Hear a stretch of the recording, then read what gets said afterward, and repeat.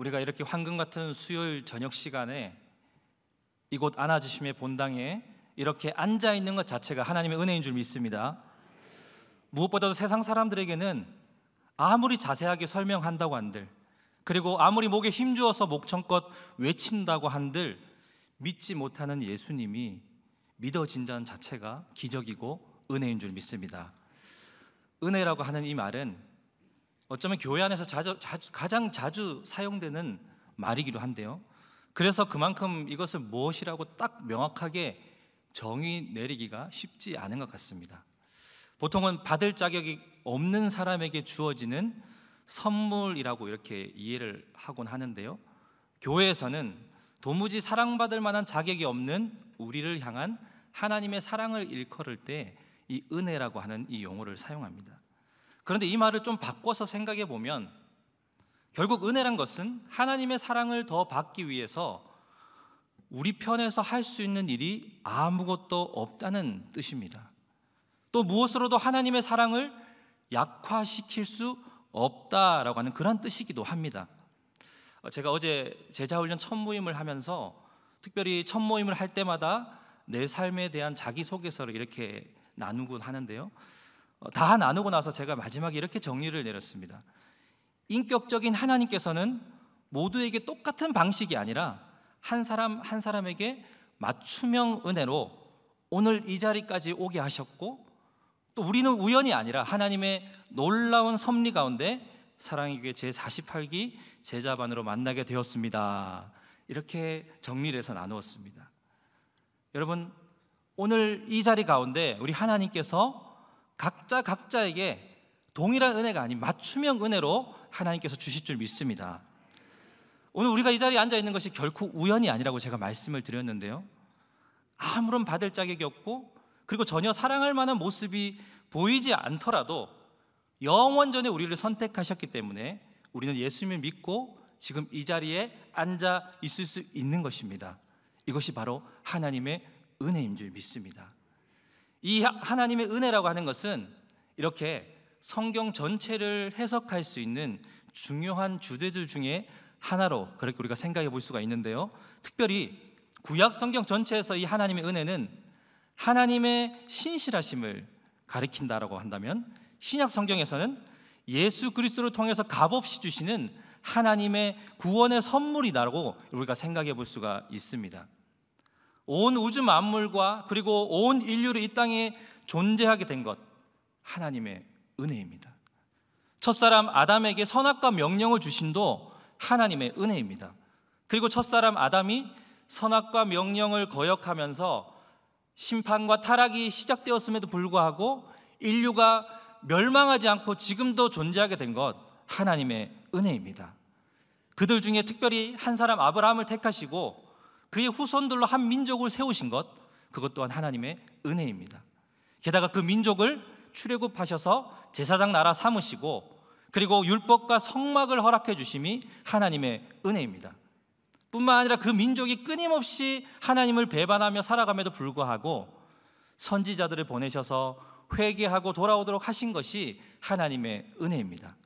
결국에는 선지자들의 그 말을 끝까지 듣지 않아서 이방 강대국의 포로로 끌려갔지만 그들이 완전히 망하지 않고 다시 돌아오게 된 것, 그것 또한 하나님의 은혜인 것입니다. 그리고 이 하나님의 은혜의 절정은 바로 예수 그리스도를 통해서 나타났습니다. 오늘 우리가 살아서 천국을 누리고 죽어서도 천국이 보장된 것, 결국 무엇 때문입니까? 바로 예수 그리스도를 통해 나타난 하나님의 은혜 때문인 줄로 믿습니다. 이 내용을 한마디로 요약한 성경 구절이 있습니다. 에베소서 2장 8절에 있는 말씀입니다. 우리 화면에 있는데요, 같이 함께 한 목소리를 읽어보도록 하겠습니다. 너희가 그 은혜에 의하여 믿음으로 말미암아 구원을 받았으니 이것은 너희에게서 난 것이 아니오 하나님의 선물이라. 아멘. 하나님께서는 도대체 왜 우리에게 이런 선물을 주셨을까요?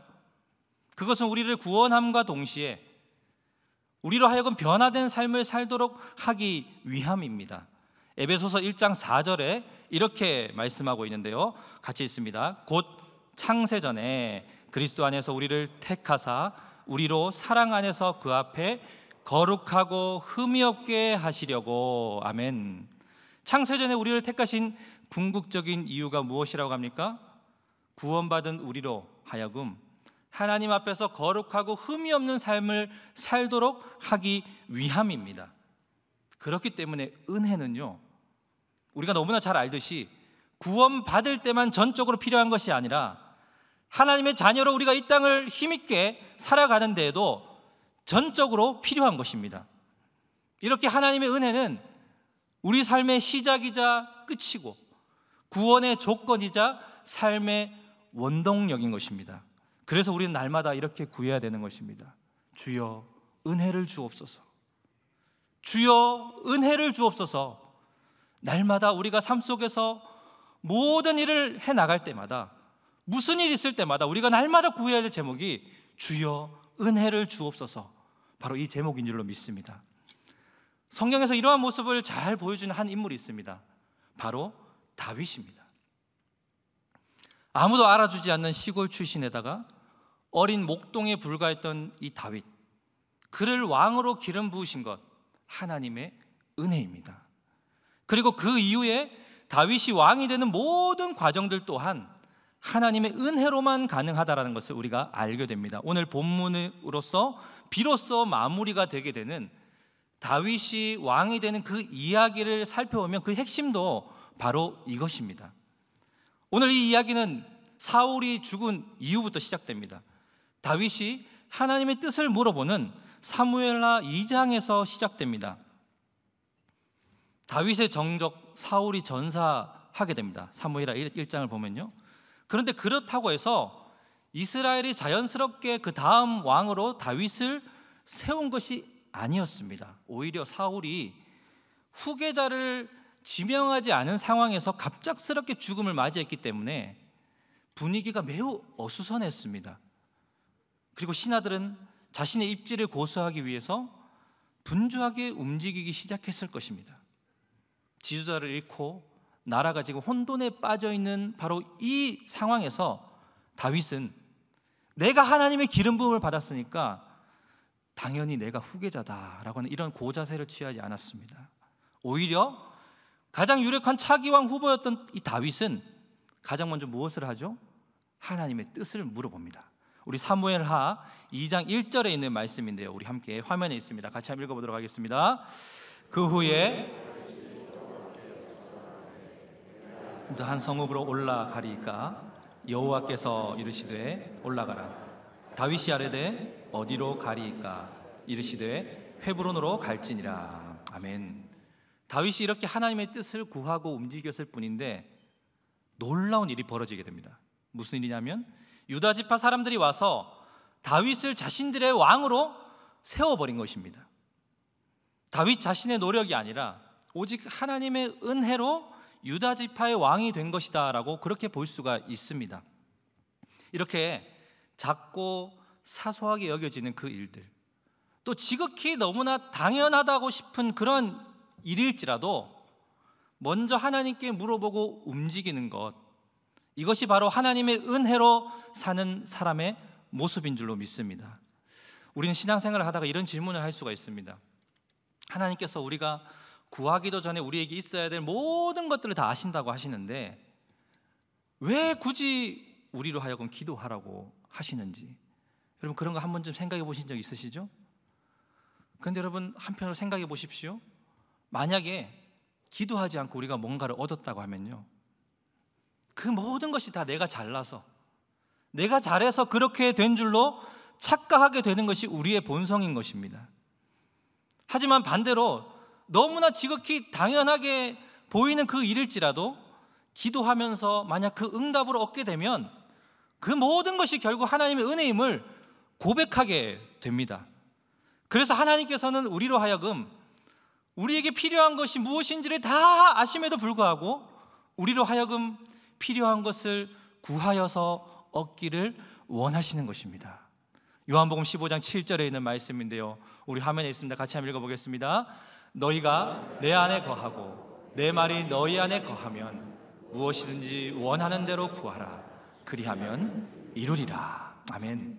이 자리에 앉아 계신 우리 함께 하시는 우리 모든 성도님들도 날마다 모든 일에 먼저 기도하면서 하나님의 뜻을 구하면서 그렇게 움직이고 행동하심으로써 하나님의 은혜가 무엇인지를 깊이 경험하시는 그러한 삶이 되시기를 간절히 부탁드립니다.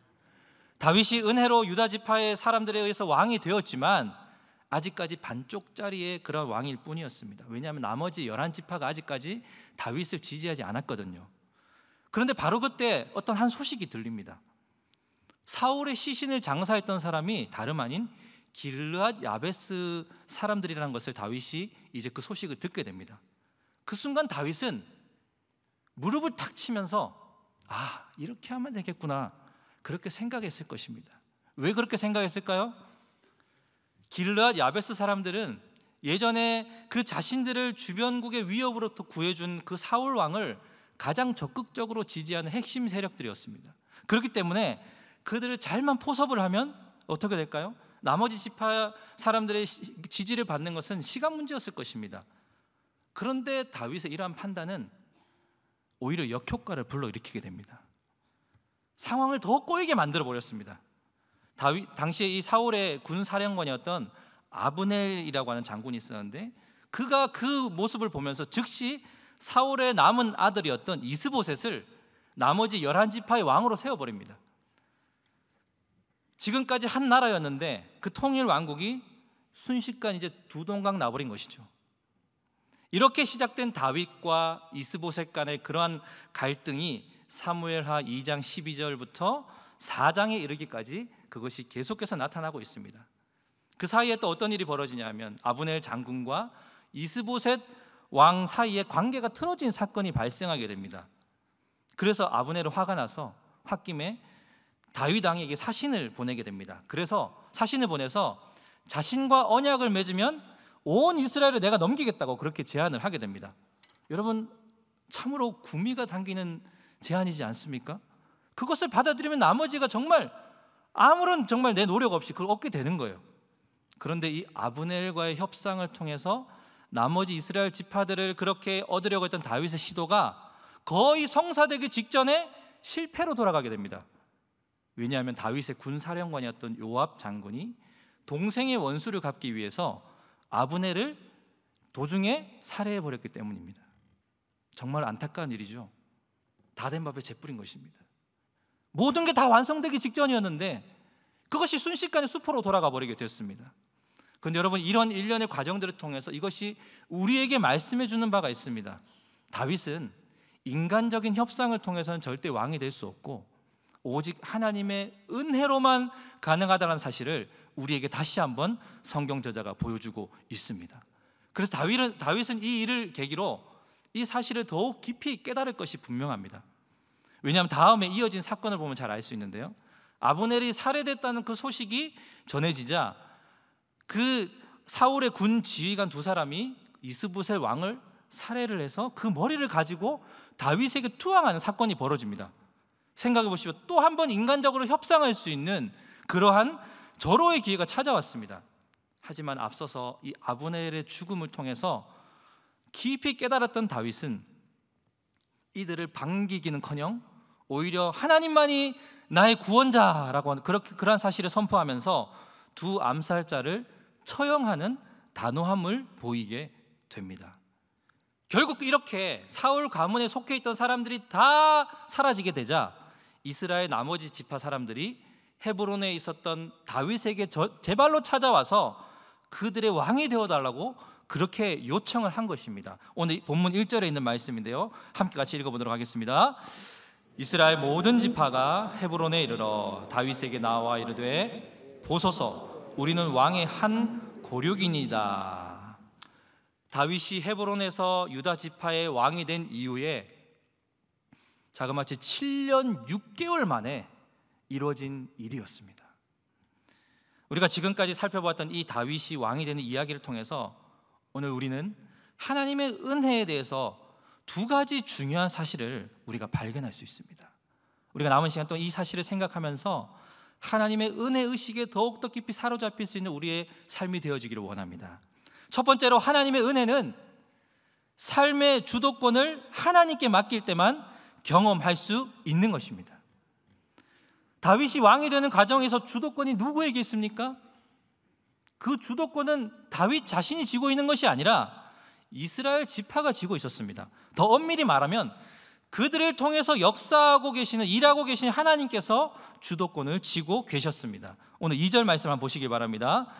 전에 곧 사울이 우리의 왕이 되었을 때에도 이스라엘을 거느려 출입하게 하신 분은 왕이시었고 여호와께서도 왕에게 말씀하시기를 내가 내 백성 이스라엘의 목자가 되며 내가 이스라엘의 주권자가 되리라 하셨나이다 하니라. 아멘. 결국 다윗이 왕이 되는 것은 다윗 자신의 어떤 지혜와 능력으로가 아니라 오직 하나님의 은혜로만 가능했습니다.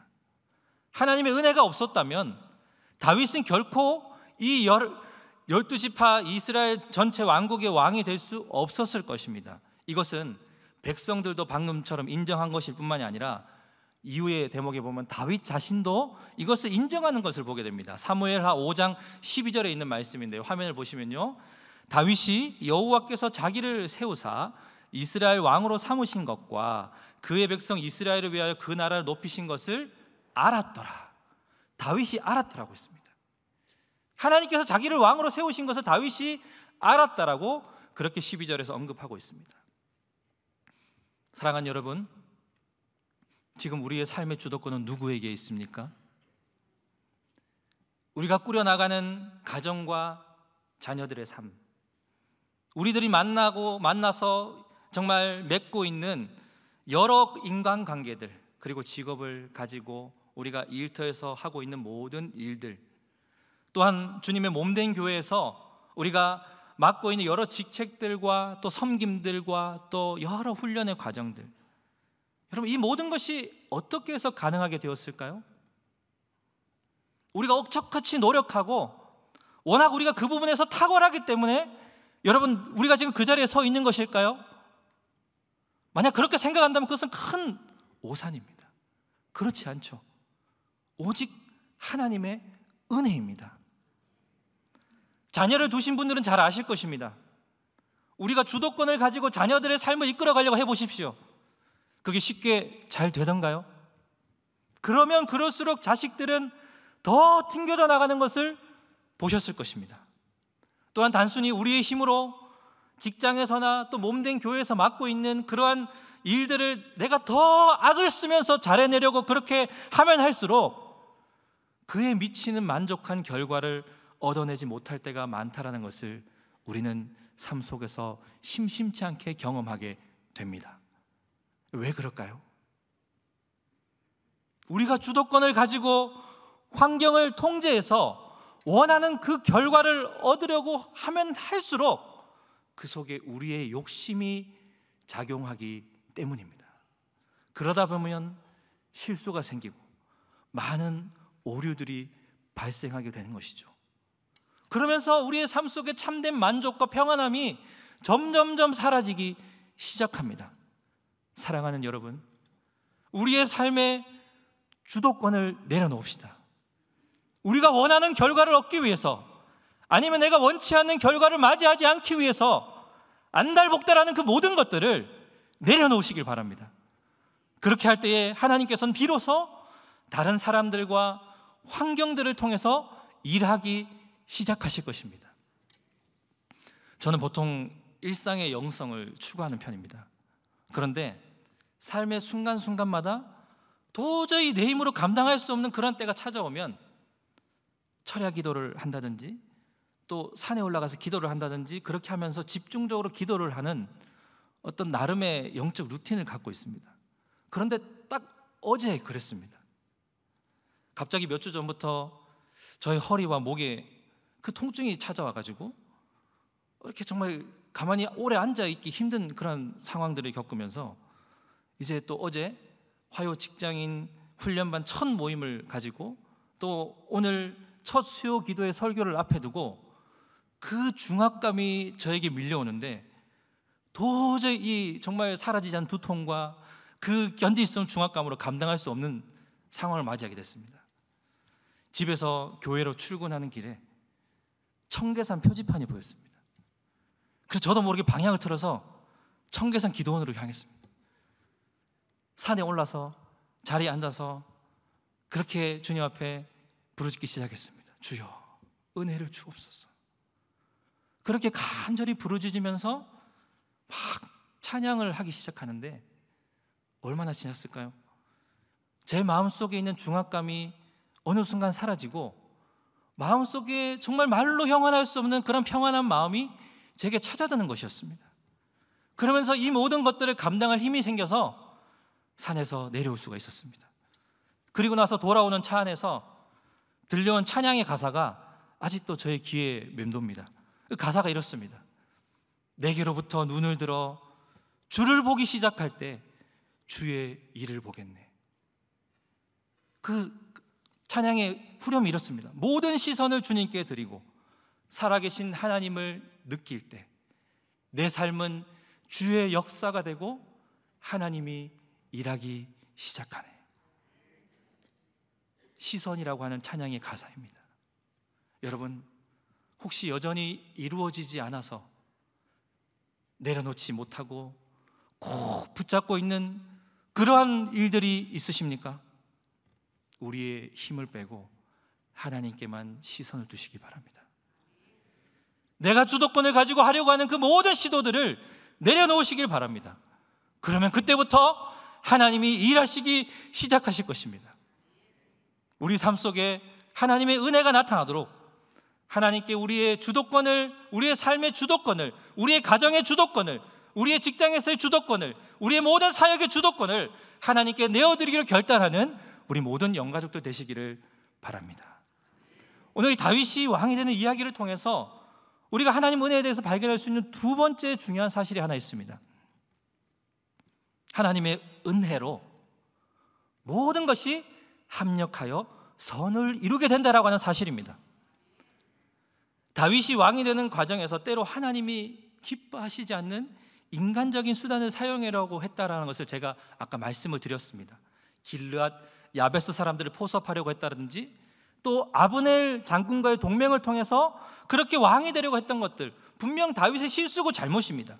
그런데 성경 저자는 이런 다윗을 막 혹독하게 비판하든지 그의 잘못을 심각하게 지적하지 않습니다.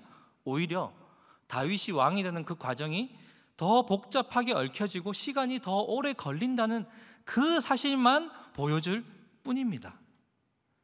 믿음의 조상 아브라함은 어떻죠? 아브라함, 우린 믿음의 조상을 알고 있지만 실제 그의 삶을 보면 믿음의 조상답지 못한 삶을 그는 살았습니다. 하나님께 약속을 받았음에도 불구하고 인간적인 방법으로 그 약속을 이루려고 그렇게 했던 그 모습들, 그리고 자기 자신의 목숨을 부지하기 위해서 사랑하는 아내를 사지로 내몬 그의 그 모습들, 믿음의 조상답지 못한 그의 모습입니다. 하지만 성경저자는 그 아브라함을 통해서 정말 한 민족을 이루시고 하나님 구원 역사를 이루어 가는 것을 창세기를 통해서 우리는 볼 수 있습니다. 여러분, 이것이 우리에게 무엇을 말해줄까요? 다윗에게는, 아브라함에게는 비록 인간적인 연약함 그리고 그 잘못이 있었지만 다윗 자체는 하나님의 은혜를 받는 인물이었다는 사실을 우리에게 보여줍니다. 믿음의 조상 아브라함은 하나님의 은혜를 받는 인물이라는 것을 우리에게 보여주고 있습니다. 왜냐하면 하나님께서 은혜로 택하셔서 왕으로 삼으셨기 때문입니다. 하나님께서 은혜로 아브라함을 부르셔서 믿음의 조상으로 세우셨기 때문입니다. 그렇기 때문에 하나님께서는 그의 연약함과 잘못에 대해서 반드시 징계는 하시지만 결코 그를 버리시지는 않으셨습니다. 마찬가지입니다. 받을 자격이 전혀 없는 우리들을 은혜로 구원하여 하나님의 자녀 삼아 주셨기 때문에 우리가 육신의 장막을 벗고 영화로운 존재로 서기까지 이 땅에서 우리 한 사람 한 사람을 오직 은혜로만 대해 주실 것입니다. 우리가 때론 실수하고 잘못된 선택을 한다고 할지라도 아버지의 마음으로 우리를 징계하실 뿐이지 우리를 영원히 버리시지 않으신다라고 하는 사실입니다. 오히려 우리가 잘못된 선택을 했다면 십자가 앞에 다 내려놓고 회개하면 되는 것입니다. 그러면 거기서 하나님께서는 또다시 새롭게 우리의 삶을 인도해 가실 것입니다. 그렇기 때문에 우리는 결과에 대해서 전혀 두려워할 필요가 없습니다. 단지 끊임없이 우리의 선택과 행동의 동기가 올바른지를 돌아보는 그 일만이 필요한 것입니다. 이 사실이 우리의 삶에 놀라운 자유와 평안을 가져다 줄 것입니다. 이것을 잘 요약해서 정리한 구절이 우리가 너무나 잘 알고 있는 로마서 8장 28절입니다. 우리 함께 같이 앞에 나와 있는 화면을 보시고 함께 같이 우리가 읽도록 하겠습니다. 우리가 알거니와 하나님을 사랑하는 자 곧 그의 뜻대로 부르심을 입은 자들에게는 모든 것이 합력하여 선을 이루느니라. 아멘. 우리는 안다고 했습니다. 뭘 안다고요? 하나님을 사랑하는 자, 그의 뜻대로 부르심을 입은 자들에게는 모든 것, 우리가 걸어왔던 모든 순간들, 지나왔던 모든 삶들 속에서 좋은 것, 나쁜 것, 성공과 실패, 그 모든 것이 합력하여 선을 이룬다라고 하는 사실입니다. 말씀을 맺기를 원합니다. 최근 2주 동안 우리는 담임 목사님의 이 주일 말씀을 통해서 우리의 삶의 엔진과 같은 영적 기백에 대해서 우리는 도전받고 결단을 했습니다. 우리가 이 영적 기백을 가지고 이 한 해를 힘있게 달려나가기 위해서는 우리 안에 일말의 찌꺼기라도, 그 가라앉아 있는 찌꺼기라도 남아있는 우리의 공로의식을 다 버리고 은혜의식에 온전히 사로잡혀야 될 줄 믿습니다. 구원의 시작부터 완성에 이르는 우리의 삶의 모든 과정이, 이 삶의 순간 하나하나 모든 것이 오직 하나님의 은혜로만 가능하다라고 하는 그 사실을 기억하시기를 바랍니다.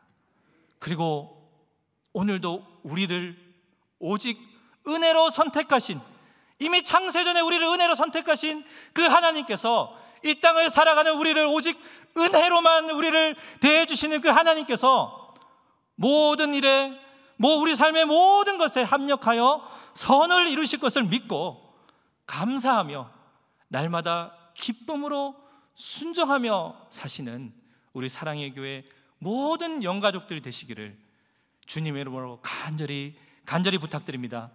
함께 같이 기도하겠습니다. 사랑과 은혜가 풍성하신 하나님 아버지, 아무 자격 없는 저희들을 오직 은혜로 구원하여 자녀 삼아주신 것도 감사한데, 우리 인생 여정 가운데 처음부터 함께 하셔서 여기까지 인도해 주심에 감사와 찬양을 드립니다. 우리가 걸어왔던 모든 순간들과 지나왔던 모든 삶들과 누리고 있는 모든 것들이 오직 하나님의 은혜임을 인정하고 오직 주님의 은혜만을 구하오니 이 시간 우리에게 은혜의 단비를 내려 주옵소서. 우리가 우리의 삶의 주도권을 잡고 내 뜻대로 하려 했던 모든 어리석음을 이 시간 내려놓사오니 이제 주님께서 우리의 삶과 가정과 자녀들과 진로와 계획하는 모든 일의 주인 되셔서 친히 다스리고 인도하여 주옵소서. 그리하여 때마다 시마다 베풀어 주시는 놀라운 하나님의 은혜를 경험하게 하시고 모든 일에 합력하여 선을 이루실 것을 믿음으로 영적 기백을 가지고 담대히 주를 위해 달려가는 우리의 인생 되게 하옵소서. 모든 것에 감사드리며 우리의 힘과 소망 되시는 예수 그리스도의 이름으로 기도드리옵나이다. 아멘.